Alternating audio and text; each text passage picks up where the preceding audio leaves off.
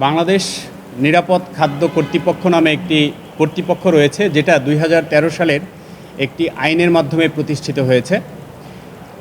2013 সালে যে আইনটি হয়েছে সেখানে সুস্পষ্টভাবে বলা হয়েছে যে এই কর্তৃপক্ষের চেয়ারম্যান তাকেই নিয়োগ করা যাবে যার ন্যূনতম 25 বছরের বিশেষায়িত এবং বিস্তৃত অভিজ্ঞতা রয়েছে খাদ্যের বিষয়ে, অর্থাৎ খাদ্যের উৎপাদন, খাদ্যের মজুদ, সরবরাহ পর্যায়ে যার বিস্তৃত 25 বছরের অভিজ্ঞতা থাকবে, বিশেষায়িত জ্ঞান থাকবে, তাকেই এই কর্তৃপক্ষের চেয়ারম্যান নিয়োগ করা যাবে। এটি আইনের বিধান। কিন্তু দীর্ঘদিন যাবৎ লক্ষ্য করা গেছে যে আইনের যে এই বিধানটি রয়েছে সেই বিধানের ন্যূনতম তোয়াক্কা না করে প্রশাসন ক্যাডারের বিভিন্ন জনকে এনে, অর্থাৎ সিনিয়র সচিব পর্যায়ের কোনো ব্যক্তিকে দিয়ে এই কর্তৃপক্ষের চেয়ারম্যানের পদ আসীন করা হয়েছে, পদে নিয়োগ দেওয়া হয়েছে।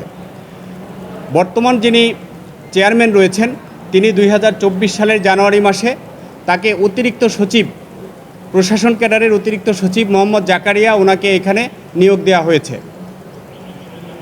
আমরা ওয়েবসাইট এবং বিভিন্ন তথ্যের ভিত্তিতে জানতে পেরেছি যে খাদ্য বিষয়ে ওনার বিশেষায়িত কোনো দক্ষতা বা জ্ঞান না থাকা সত্ত্বেও তাকে চেয়ারম্যান হিসেবে নিযুক্ত করা হয়েছে। তার এই নিয়োগটি চ্যালেঞ্জ করে একটি জনস্বার্থে রিট পিটিশন দায়ের করা হয়েছিল। যে রিট পিটিশনার ছিলেন বাংলাদেশ সুপ্রিম কোর্টের কয়েকজন আইনজীবী এবং মানবাধিকার সংগঠন ল অ্যান্ড লাইফ ফাউন্ডেশন। খাদ্য যেহেতু আমাদের প্রত্যেক মানুষের জন্য অত্যন্ত গুরুত্বপূর্ণ এবং এই খাদ্য থেকেই আমাদের সমস্ত রোগ ব্যাধি তৈরি হয় এবং খাদ্যের মূল্য নির্ধারণ থেকে শুরু করে সব কিছুই কিন্তু এই নিরাপদ খাদ্য কর্তৃপক্ষের উপরে বর্তায়।